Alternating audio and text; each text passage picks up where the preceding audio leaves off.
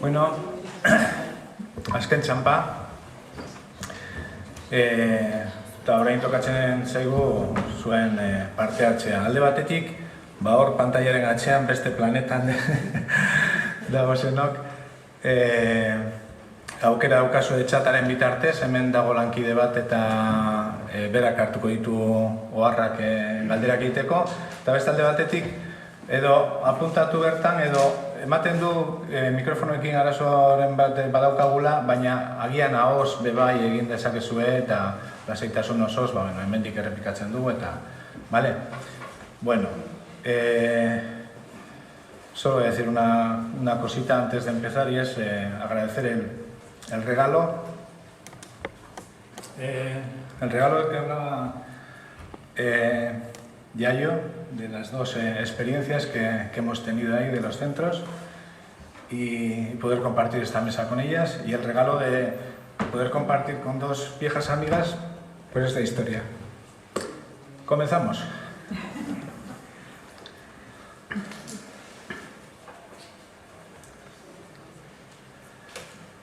O sea, por ahí ya tenemos, perfecto.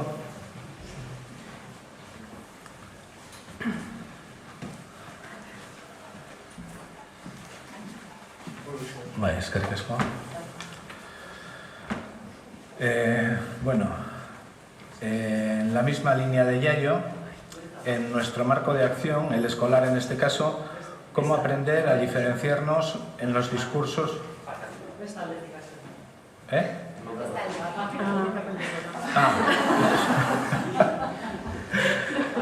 Gurusne siempre poniendo las cosas fáciles. Para Lucía. Entendiendo que la educación es política y que el sistema político-económico-social dominante es capaz de fagocitar todo, me pregunto si no tenemos que reflexionar o estar alertas en la Agenda 2030 a la perspectiva feminista que nos presenta. Alertas para no estar sosteniendo el sistema político hegemónico, alertas para que no nos utilicen. Gracias. Sí, bueno, gracias por la pregunta. Efectivamente, todas las novedades, ¿no? los incentivos, aquello que de repente aparece y con un nuevo nombre, con una nueva dimensión, se nos aparece como que ese es el enfoque, ¿no? Transcurrido el tiempo, pasa, digamos, la fecha o aparece otra novedad, y parece que lo hecho anterior no ha servido, no ha sido suficiente, ¿no? Y los datos están ahí, digamos, esa constatación de que realmente no hemos encaminado hacia un modo mejor, ¿no?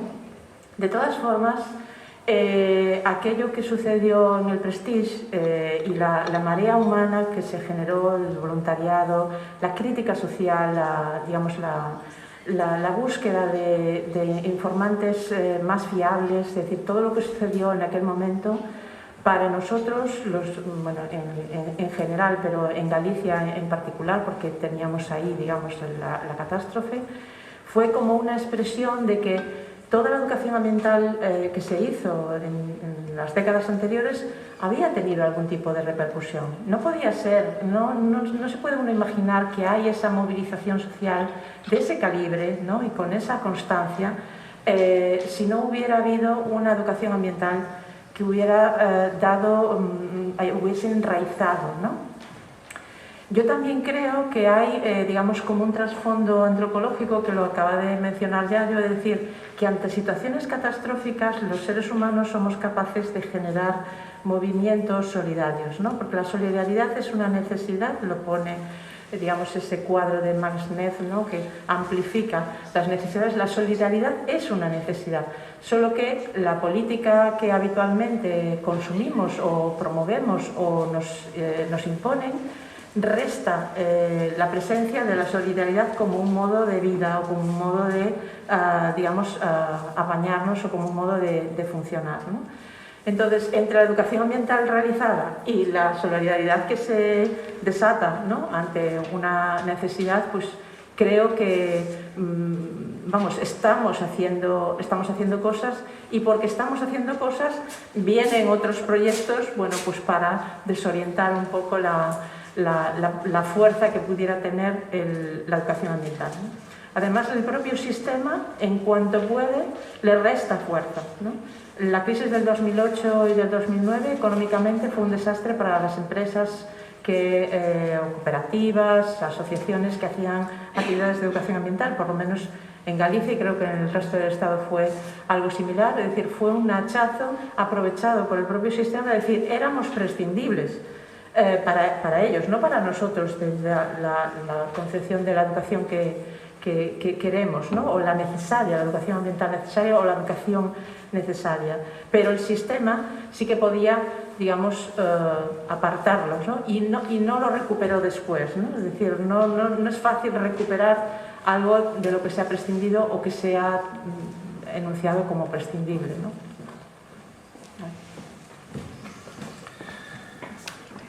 La segunda pregunta dice, en la misma línea, en nuestro marco de acción, el escolar en este caso, ¿cómo aprender a diferenciarnos en los discursos, en la participación, en el hacer, del modelo capitalista en el poder, que dicen y venden apostar por lo mismo, incluso abanderándolo para tomar conciencia y discriminar un lugar y otro porque los objetivos son diferentes e incluso opuestos, para que no sigan quemando brujas y se laven la cara y se justifiquen con los objetivos de desarrollo sostenible? Gracias. A ver, yo creo que hay una... es decir, el propio marketing verde, por ejemplo, que se hace ahora, o las propias falsas soluciones que se plantean, vienen a ser casi también como una muestra del triunfo también de cosas como la educación ambiental. Quiero decir, eso por un lado, y luego la evidencia de que las cosas van mal y que cada vez los problemas son más serios, ¿no? Pero una buena parte de las grandes empresas, una buena parte del poder ha tenido que irse focalizando en discursos que tienen que ver con la sostenibilidad y se plantean como soluciones para los propios problemas que ellos han creado, ¿no? Ahora ya no nos toca, estoy hablando quizás más desde una perspectiva activista, ¿no? Ahora ya no nos toca tanto salir a la calle a decir que el cambio climático es una realidad o plantear que tenemos un problema de límites con la energía o con el gas natural o con los minerales, porque ya muchos sectores de poder lo vienen planteando, y ahora la pugna está en quién lo soluciona y cómo se soluciona, ¿no? Entonces, ahí vuelve a haber de nuevo una tensión. O sea, Lucía decía en su intervención que la educación es un campo de batalla. Yo he tenido a veces discusiones con personas que se dedican a la educación en diferentes ámbitos de la educación, pues porque plantean que no ven, digamos, esa cuestión de la pugna, de la impugnación o del campo de batalla de forma tan clara, pero yo creo que ahora mismo lo es. O sea, tenemos compañeros, por ejemplo, en Murcia, que llevan ya 2 años o 3 sin poder dar charlas que daban siempre en los institutos sobre el Mar Menor, porque el PIN parental de Vox ha hecho que haya una parte importante de los equipos directivos y del profesorado que tiene miedo, es decir, que se autocensura a la hora de hablar de estas cosas dentro de las clases, por si vienen las familias o una autoridad o lo que fuera y les monta un pollo y les monta una campaña mediática de estas que linchan a cualquiera en 2 días, ¿no? Yo creo que ahí es muy importante, o sea, me encantó lo que contó Lucía del pelotón, porque me parece que es fundamental. O sea, si siempre ha estado la solución en intentar no estar sola, estar organizada en cualquier sitio, yo creo que ahora mismo las personas docentes y los y las educadoras ambientales tienen que estar también organizados y tener espacios en donde puedan hablar, compartir las angustias, compartir los ataques y compartir también los logros. Ese me parece que es un tema fundamental. Y luego, para combatir un poco aquellas cosas que se pueden fagocitar, yo no sé si en algún momento lo harán, pero para mí en este momento llamar la atención sobre la imposibilidad del crecimiento es la clave. Es la clave porque, digamos, las propias grandes empresas que están planteando todo el discurso verde siguen necesitando crecer. O sea, la clave es si salimos de aquí por la vía del crecimiento y generando beneficios o no. Es decir, las propias empresas que participaron a la hora de formular los ODS y que hablaban de sostenibilidad son las mismas empresas que han presionado a lo bestia para que se firmara el CETA o el TTIP o los tratados de libre comercio que blindan sus propios privilegios y permiten denunciar políticas que restringen digamos, la explotación de la naturaleza. Entonces creo que todo lo que tiene que ver con llamar la atención y trabajar sobre la imposibilidad de que el crecimiento económico sea una opción que pueda satisfacer las necesidades de todas y todos es clave, absolutamente clave, porque ahí es por donde no entran ni de coña. O sea, de hecho, hay que hacer muchos esfuerzos para que las miradas más decrecentistas, digamos, que hablan de la imposibilidad del crecimiento, tengan cabida en grandes medios de comunicación. Muy recientemente, alguna persona en el plano de los partidos políticos ha empezado a hablar de que hay que hablar de esto del decrecimiento y los lincharán dentro de 2 días, ¿no? Y ahí hay que buscar cómo sacar con valentía estas cosas adelante, es por donde yo lo veo.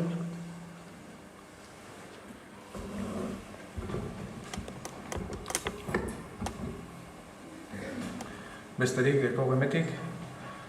Bueno, nik Ane eta Maiari galdetuko diete oso galdera. Ez dakit erraza, baina laburra. Zein izan da, bi proiektu polito horietan zailtasunik handiena garatzeko orduan? Nire proiektuan ez dune bi inoko zailtasunik.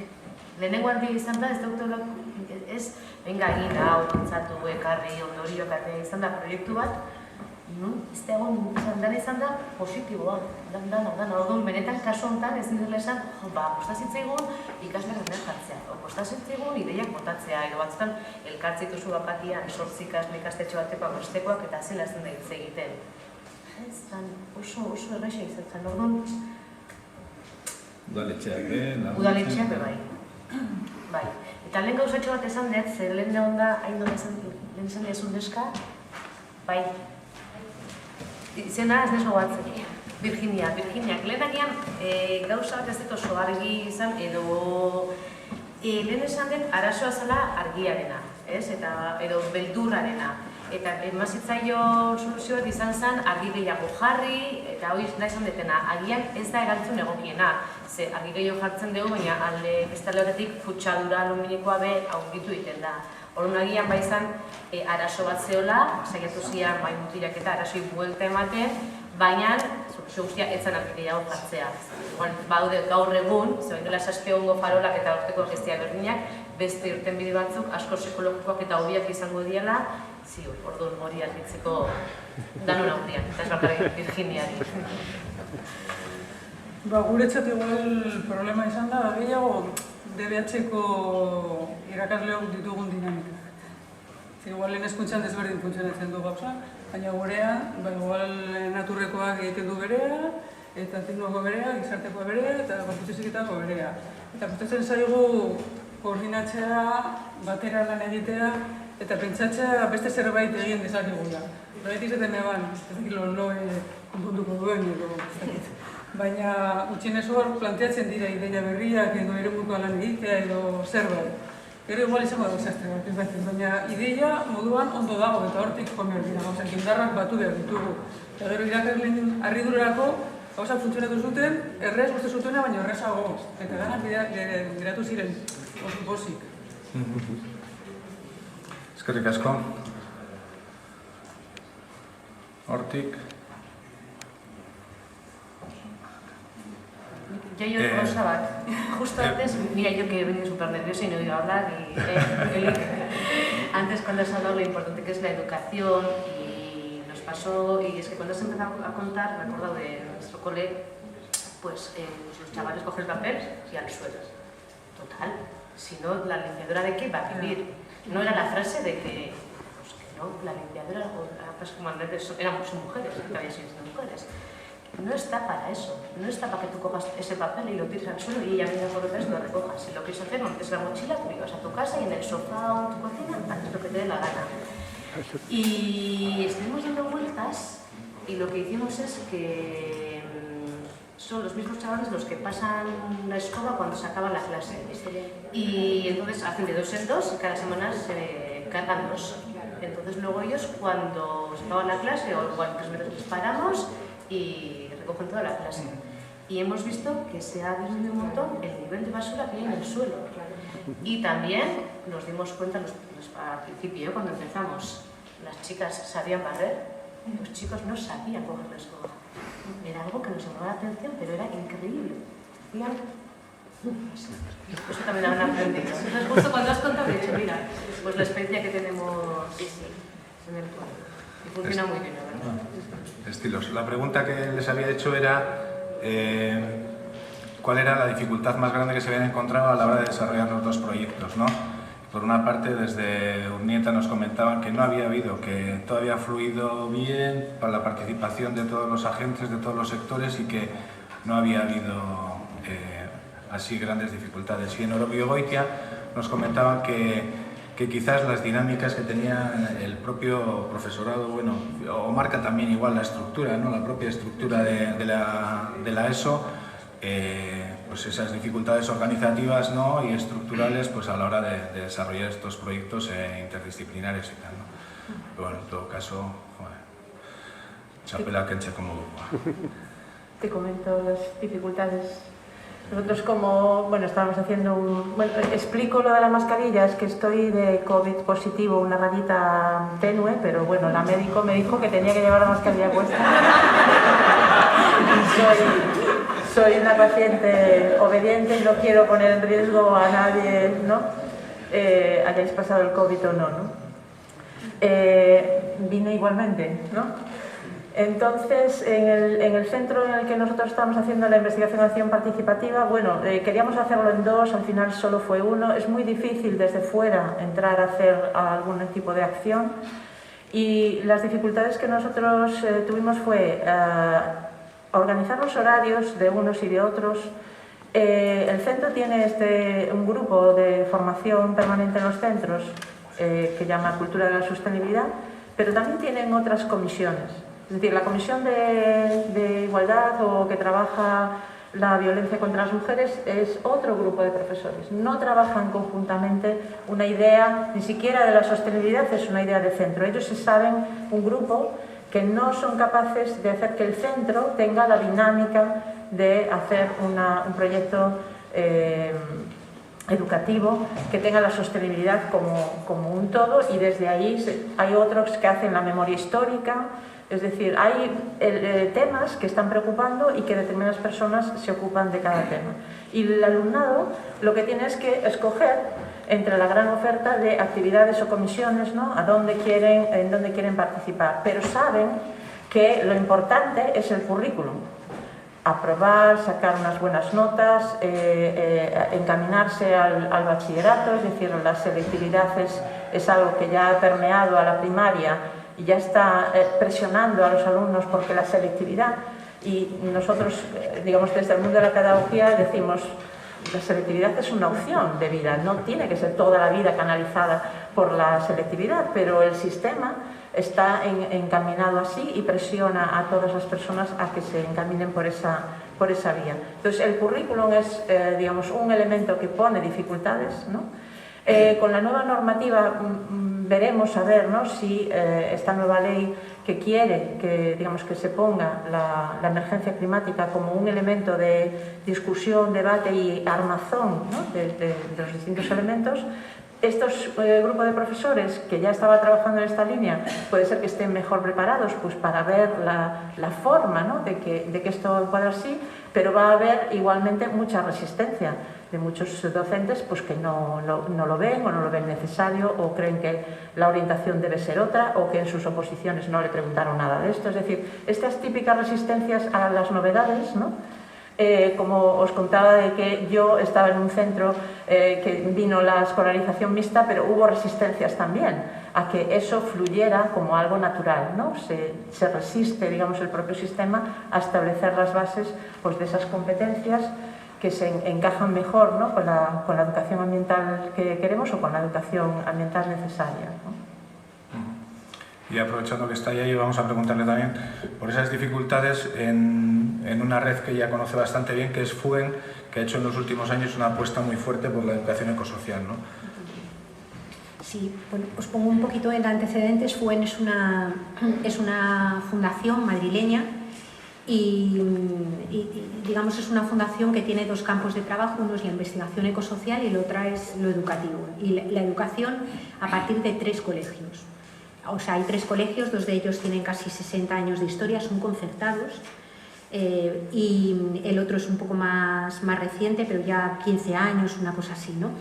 Los coles son desde infantil hasta bachillerato, y uno de ellos tiene también formación profesional, ¿no? Y tienen un alumnado pues, entre 1000 el que menos y 1400 el que más, es decir, que es un núcleo grande, ¿no?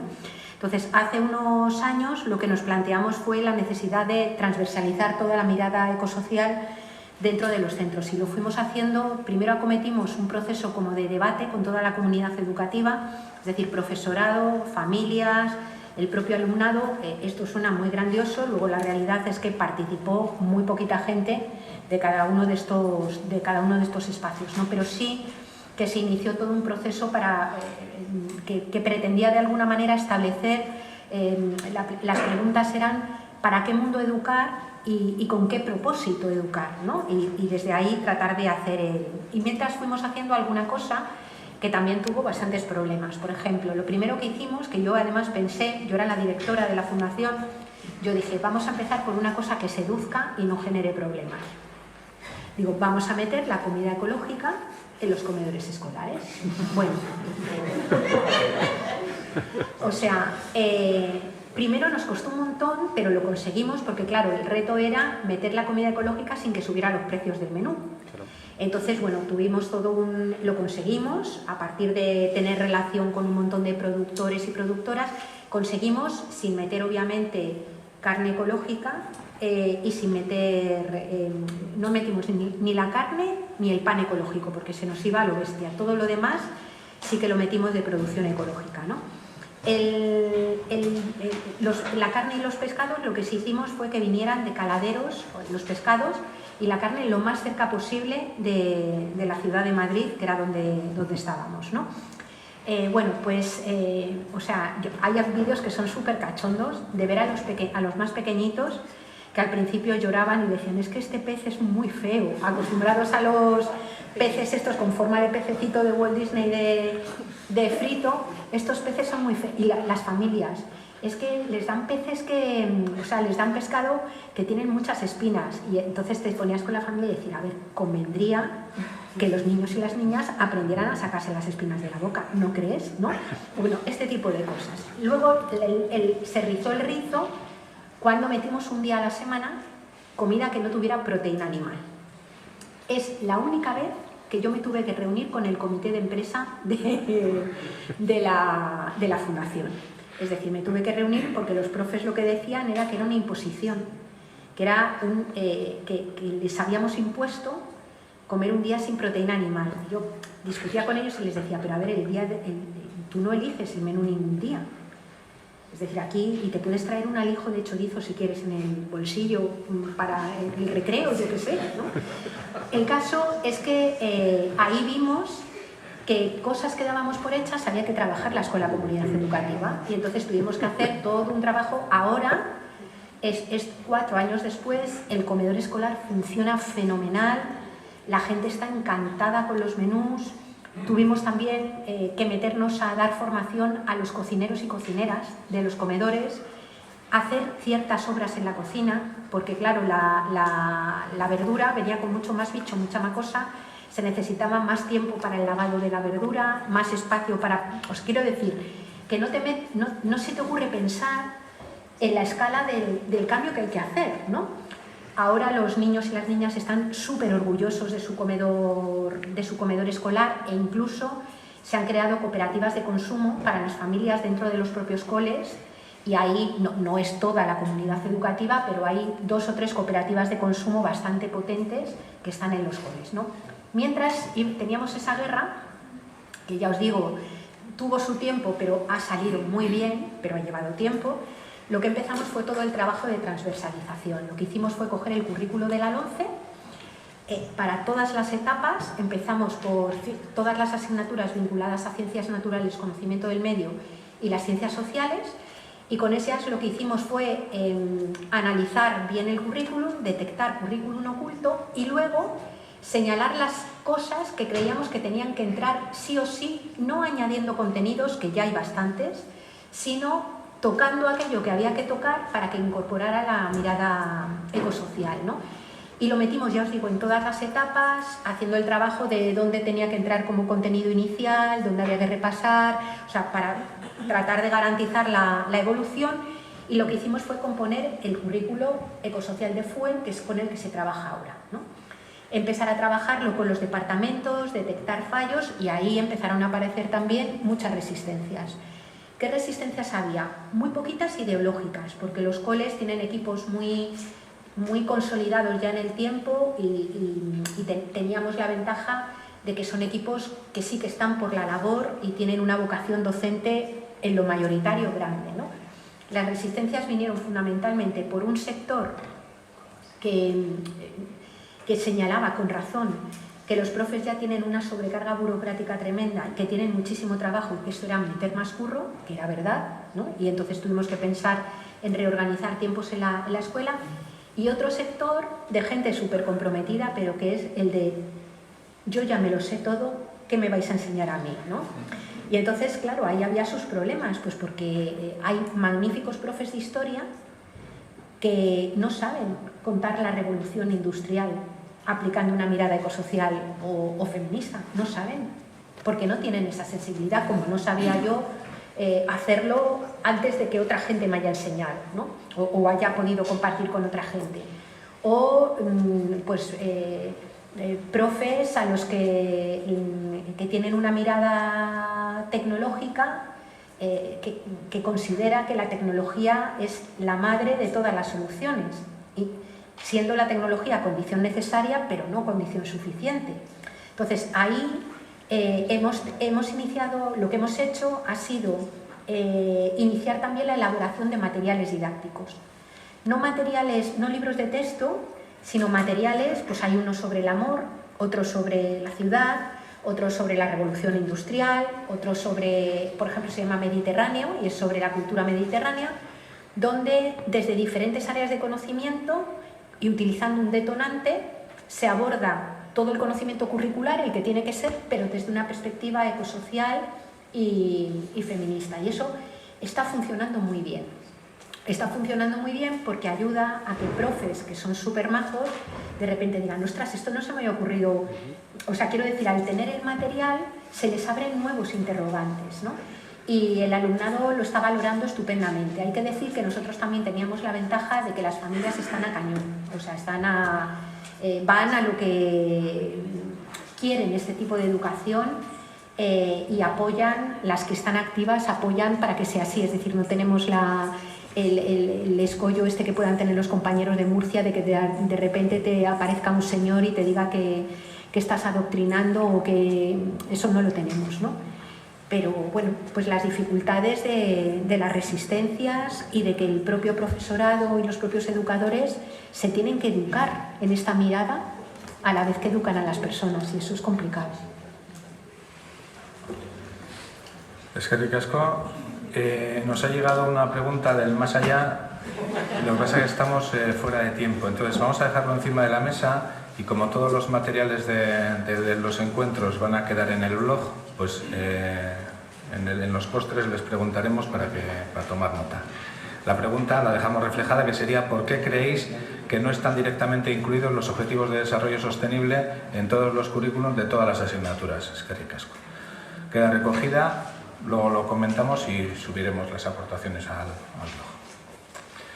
Pues nada, eskerrik asko, lujo bat izan da, esan bezala, eta hurrengo batera arte.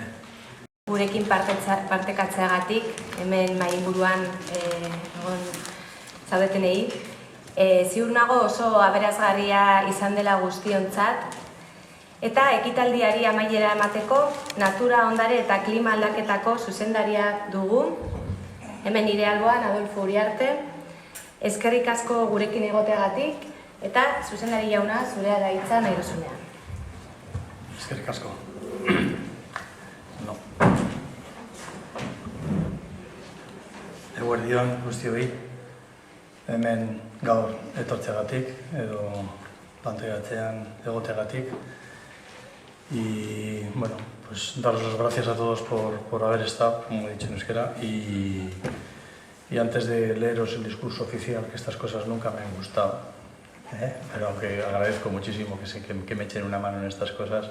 Yo vengo de más de 30 años en la investigación marina principalmente es mi currículum, pero he trabajado firmemente desde el principio en intentar comunicar lo mejor posible lo que es la ciencia.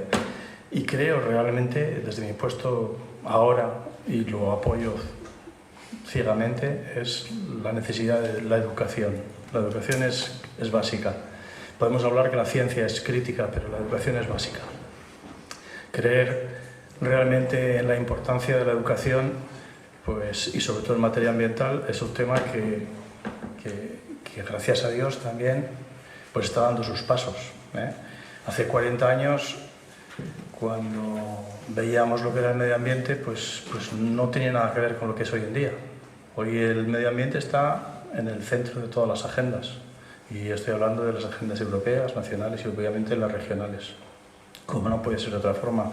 Pero esas agendas están ahí, yo creo, sinceramente, y vamos, diría que no tengo un estudio científico de ello, pero estoy seguro que la educación ha sido crítica para que aquellos jóvenes aquellos niños de hace 40 años hoy ocupando puestos de decisión, en algún momento de su vida, ese pito grillo que les habéis metido vosotros esté diciéndoles cómo tienen que hacer las cosas, que tienen que hacer las cosas de forma diferente. Yo soy de los antiguos y me tenéis que perdonar porque muchas veces cuando hablo, pues el lenguaje de género no es muy fuerte, lo tengo que reconocer. Hoy lo intento todos los días. Creo que somos personas y por encima de todo, y perdonar, si de vez en cuando utilizo el masculino. En euskera es más fácil porque no lo tenemos, ¿vale? Entonces es un lenguaje bastante más igualitario. Por algo será también, pero bueno, no voy a meterme con eso. Bueno, pues llega el momento de clausurar estas jornadas, estas 29 jornadas ya de educación hacia la sostenibilidad que hacemos en Euskadi, y queremos agradecer la presencia a todas las personas que habéis asistido y a los que estáis al otro lado de la pantalla, como he dicho antes. Igualmente queremos dar las gracias a los equipos directivos de los centros educativos que hacen que todo esto sea posible, obviamente. Y al profesorado que ha podido acudir hasta aquí hoy y por todo el esfuerzo organizativo que habéis realizado para facilitar la participación de todos los que estáis aquí y los que están en casa.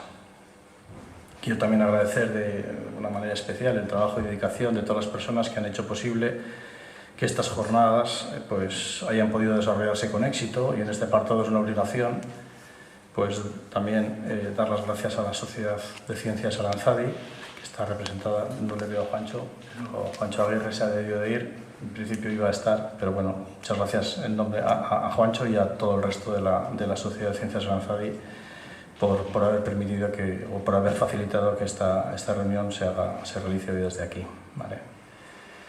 Pues desgraciadamente también suelo decir esto, y sabe el equipo con el que yo trabajo que me gusta estar en las reuniones y escuchar lo que decís, pero desgraciadamente el día a día nos lleva hasta donde estamos. Vengo de otras 4 reuniones esta mañana y me he perdido muchas cosas, pero si hay material siempre me gusta leerlo y me pongo al día, siempre un poco, no en tiempo real, pero me pongo al día con las cosas que habéis estado trabajando.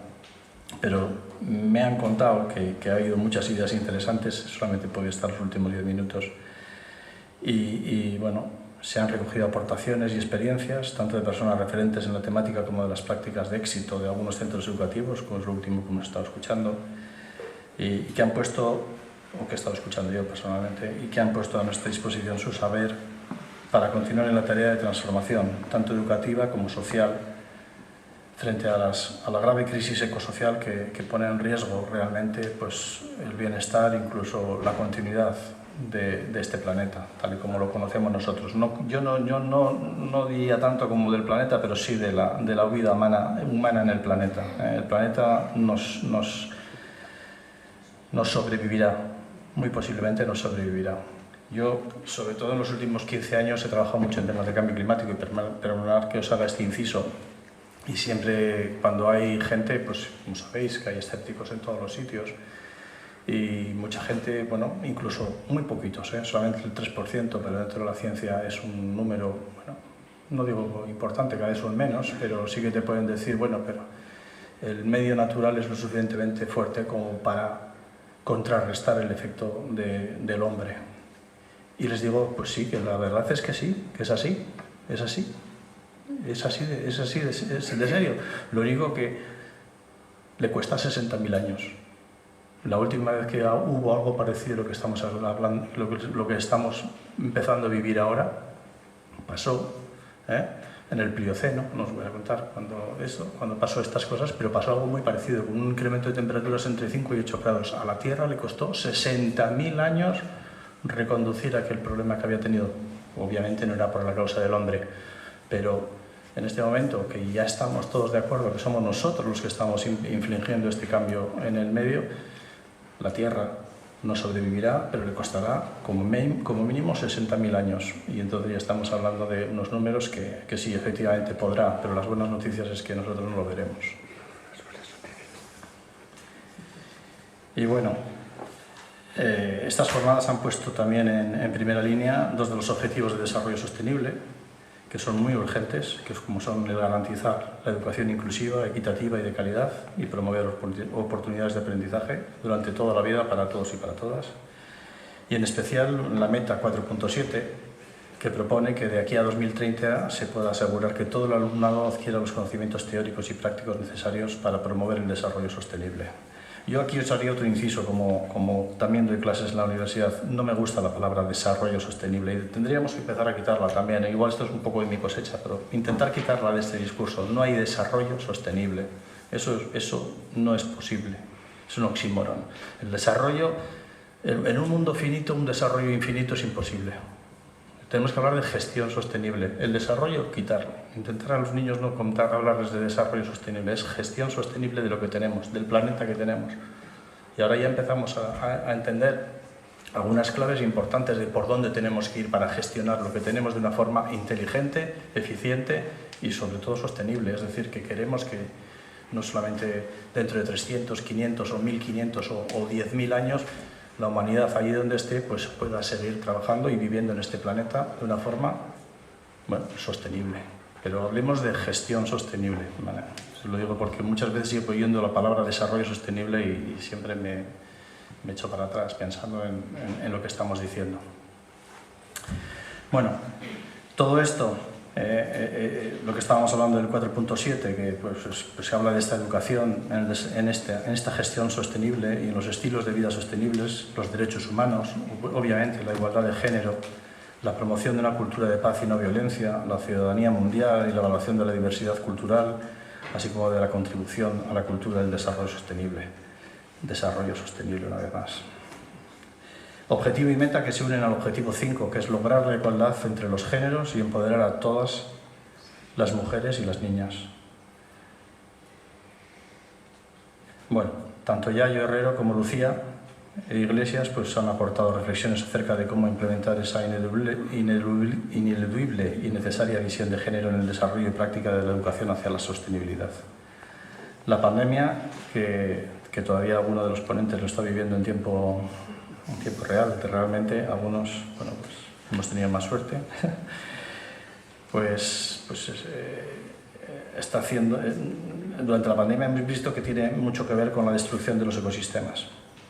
Todavía está por comprobar científicamente, pero es muy posible que precisamente debido a esa presión que ejercemos sobre los sistemas, sobre los ecosistemas, pues bueno, pues ese contacto entre la vida salvaje y la vida humana esté generando este tipo de conflictos, estos saltos víricos que se pueden esconder en algunas poblaciones animales.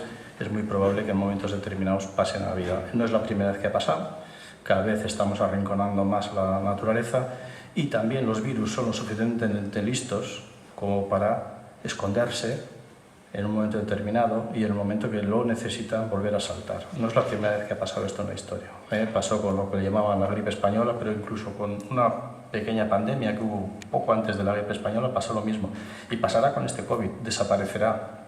Nos olvidaremos de ello, pero estará latente en algún sitio y esperándonos a la vuelta de la esquina para dentro de otro tiempo, espero que no potenciado, volver a salir. Bueno, pues tenemos un ejemplo claro de interdependencia, no solo entre los seres vivos, sino en general con lo que es nuestra casa común, que es el planeta Tierra. Las patologías son muy diversas debidas a la contaminación, que nos muestra que estamos muy lejos de ser esos seres omnipotentes, que somos totalmente invulnerables e independientes del medio. Todo ello muestra que en qué medida somos dependientes e interdependientes con respecto a lo no humano, al medio natural, al entorno físico. Esta situación y el problema que genera reclaman la necesidad de redefinir nuestra relación con el planeta, porque una voluntad de poder infinito en un mundo finito, en un mundo cerrado, no es sostenible. Simplemente no tiene futuro. Necesitamos de personas formadas, de jóvenes formados, formados y concienciados. Ya un día con más tiempo hablaré de lo que es la juventud y creo que tenemos, no sé, dejadme que haga este pequeño inciso porque es una reflexión que hago constantemente, tenemos un problema porque creo que los niños estamos haciendo una labor bastante buena con ellos, incluso los niños seleccionan a sus padres, pero luego hay un periodo de oscurantismo que es la pubertad que no conseguimos. He oído muy de refilón hoy porque no tenía más tiempo, pero esas malas prácticas de la pubertad con el medio están al día. O sea, no hay más que acercarse a la playa un día de verano y ves los grupos de jóvenes cómo dejan la playa o cualquier otro espacio donde hayan pasado esta gente, ¿no? Parece ser que el más malote es el que más ensucia y parece que eso es una práctica que de alguna forma está bien considerado. Tenemos que seguir incidiendo en ese sector entre los 14 y los 17, 18 años, donde realmente creo que es donde más estamos flaqueando. Y bueno, pues la formación es ese largo camino y continuo proceso a lo largo de toda la vida. Es un proceso que tiene que sustentarse sobre una base sólida y que proporciona la educación de vocación transformadora y bien articulada durante la infancia, la adolescencia y la juventud. Una educación sólida y actual no puede eludir la responsabilidad y tiene que incorporar la visión de género, obviamente. Y a esta tarea os animo, desde el Departamento de Desarrollo Económico, Sostenibilidad y Medio Ambiente y en concreto desde la dirección que llevo yo, Dirección de Patrimonio Natural y Cambio Climático, apostamos decididamente por ello. Y de hecho, en la convocatoria de subvenciones que sacamos todos los años, este año una vez más, pues lanzamos una subvención importante para todos los centros escolares no universitarios que están ubicados en la Comunidad Autónoma del País Vasco para el desarrollo de programas de la Agenda Escolar 2030 y Agenda 2030. Es para la formación profesional para el curso escolar 22-23. Hemos dispuesto para este año 1.250.000 euros y ya contamos con una participación de cerca de 500 colegios. Concretamente 484 colegios, pues están acudiendo a estas ayudas para mejorar sus programas educativos.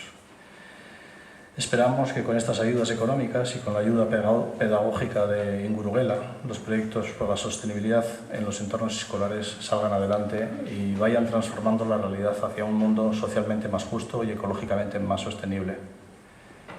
Porque en definitiva, como decía el poeta Eduardo Galeano, pues mucha gente pequeña, en lugares pequeños, haciendo cosas pequeñas, pues pueden cambiar el mundo. Cambiemos el mundo caminando hacia la Agenda 2030 y con eso, pues muchas gracias a todos. Es que recasco, como he dicho, y hasta la próxima.